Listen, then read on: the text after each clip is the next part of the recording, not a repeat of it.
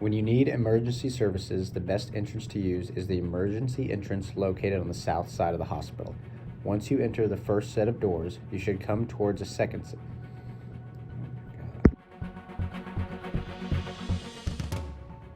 There is a waiting room as you come in the emergency entrance. Above you are signs that point towards the radiology department.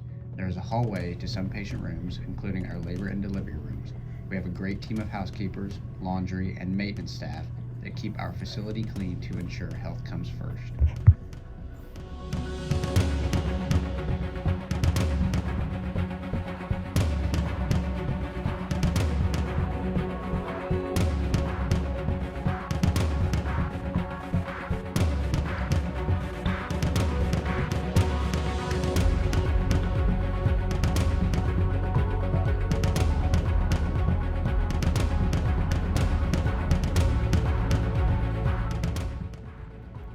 The Sabetha Community Hospital offers a full range of surgical care.